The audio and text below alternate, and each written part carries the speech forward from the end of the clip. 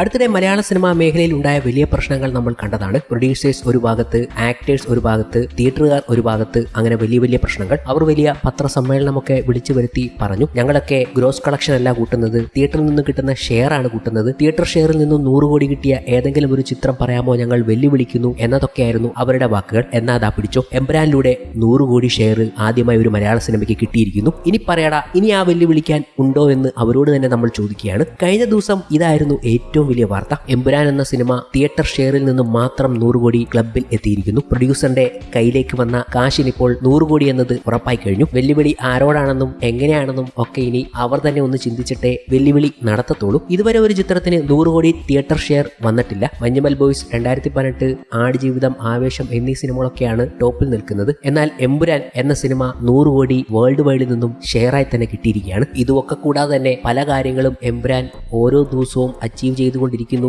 എന്നതാണ് എടുത്തു പറയേണ്ടതും. മലയാളം ഇനി ഒരു ചെറിയ ഇൻഡസ്ട്രി അല്ല എന്ന് തെളിയിക്കുകയാണ് എമ്പുരാൻ എന്ന സിനിമ. വെറും 5 ദിവസം കൊണ്ടാണ് ആഗോള ബോക്സ് ഓഫീസിൽ നിന്നും ചിത്രം 200 കോടി ക്ലബിൽ ഇടം പിടിച്ചത്. ഇപ്പോഴത്തെ 6 ദിവസം കൊണ്ട് ബോളിവുഡിലെ ബ്ലോക്ക് ബാസ്റ്റർ ചിത്രമായ ഛാവയുടെ കളക്ഷനെ പിന്നിലാക്കിയിരിക്കുകയാണ് എമ്പുരാൻ. ഓവർസീസിൽ 15 മില്യൺ കടന്ന എമ്പുരാൻ ഈ വർഷത്തെ ഏറ്റവും കൂടുതൽ കളക്ഷൻ നേടിയ ഇന്ത്യൻ ചിത്രമായി മാറിയിരിക്കുകയാണ്. ഓവർസീസിൽ ഛാവയുടെ കളക്ഷനെ എമ്പുരാൻ പിന്നിലാക്കി എന്നാണ് റിപ്പോർട്ടുകൾ. കൂടാതെ ഹോംബാല ഫിലിംസ് മറ്റൊരു കാര്യം കൂടി അറിയിക്കുകയുണ്ടായി, കർണാടകയിൽ കളക്ഷൻ വന്ന കാര്യം. കർണാടകയിലെ കളക്ഷൻ കണക്കുകൾ ഔദ്യോഗികമായി തന്നെ പുറത്തു വിട്ടിരിക്കുകയും ചെയ്തിരിക്കുകയാണ്. 10 കോടിയിലധികം ഗ്രോസ് കളക്ഷൻ ചിത്രം കർണാടകയിൽ നിന്ന് നേടിയിരിക്കുന്നു എന്നാണ് ഹോംബാലെ അറിയിച്ചിരിക്കുന്നത്. സോഷ്യൽ മീഡിയയിലൂടെ പോസ്റ്റർ പൃഥ്വിരാജും മറ്റ് അണിയറ പ്രവർത്തകരും പങ്കുവച്ചിട്ടുമുണ്ട്. മലയാള സിനിമയെ സംബന്ധിച്ച് വലിയ നേട്ടമാണിത്. കൂടാതെ ഭാവിയിൽ മലയാള സിനിമയ്ക്ക് കർണാടകയിൽ മികച്ച മാർക്കറ്റിംഗ് ലഭിക്കാനും ഇത് വഴിയൊരുക്കുമെന്നാണ് വിലയിരുത്തൽ. എന്തായാലും എമ്പുരാൻ 100 കോടി ഡിസ്ട്രിബ്യൂട്ടർ ഷെയർ നേടിയതാണ് ഇപ്പോൾ ഏറ്റവും വലിയ സംഭവമായി ട്രേഡ് അനലിസ്റ്റുകൾ പോലും പറയുന്നത്. അവരുടെ ചലഞ്ച് അക്സെപ്റ്റ് ചെയ്തു എന്ന കാര്യം എടുത്തു പറഞ്ഞുകൊണ്ടാണ്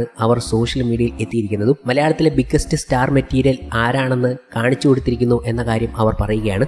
7 ദിവസം കൊണ്ടാണ് ഈ തിയേറ്ററിക്കൽ ഷെയർ 100 കോടിയിൽ മോഹൻലാൽ എത്തിച്ചിരിക്കുന്നതും. കൂടാതെ ടോട്ടൽ ബോക്സ് ഓഫീസ് കളക്ഷൻ 230 കോടിക്ക് അടുത്ത് എത്തുകയും ചെയ്തിട്ടുണ്ട്. ആദ്യ ദിവസം 67 കോടിയും, രണ്ടാം ദിവസം 34.5 കോടിയും, മൂന്നാം ദിവസം 35 കോടിയും, നാലാം ദിവസം 39.1 കോടി, അഞ്ചാം ദിവസം 26.2 കോടി, ആറാം ദിവസം 17.5 കോടി, ഏഴാം ദിവസം 9.5 കോടി എന്നിങ്ങനെയാണ് കണക്കുകൾ 230 കോടിയിൽ എത്തി നിൽക്കുന്നത്. കൂടാതെ കഴിഞ്ഞ ദിവസവും എമ്പുരാൻ മികച്ച ബോക്സ് ഓഫീസ് കളക്ഷനാണ് കേരള ബോക്സ് ഓഫീസിൽ രേഖപ്പെടുത്തിയത്. ഏതാണ്ട് 3.30 കോടിക്ക് മുകളിലാണ് കഴിഞ്ഞ ദിവസം കേരള ബോക്സ് ഓഫീസിൽ നിന്നും മാത്രം എമ്പുരാൻ സ്വന്തമാക്കിയത്. 67 കോടിക്ക് മുകളിലാണ് ഇപ്പോൾ കേരള ബോക്സ് ഓഫീസിൽ നിന്നും മാത്രം എമ്പുരാൻ നേടിയിരിക്കുന്ന ടോട്ടൽ കളക്ഷൻ. 8ാം ദിവസത്തെ കണക്ക് ഇങ്ങനെ വരുമ്പോൾ 9ാം ദിവസത്തിലേക്ക് എത്തുമ്പോൾ അഡ്വാൻസിലൂടെ 1.2 കോടിയും എമ്പുരാൻ സ്വന്തമാക്കിയിട്ടുണ്ട്. കൂടാതെ റെസ്റ്റ് ഓഫ് ഇന്ത്യ മാർക്കറ്റിൽ നിന്നും 30 കോടി മറികടക്കുന്ന ചിത്രമായി എമ്പുരാൻ മാറി. ഈ വിവരങ്ങളും ആശീർവാദ് സിനിമാസ് ആണ് സോഷ്യൽ മീഡിയ പേജിലൂടെ ഒഫീഷ്യലായി അറിയിച്ചിരിക്കുന്നത്. കേരള ബോക്സ് ഓഫീസിൽ നിന്നും 67ഉം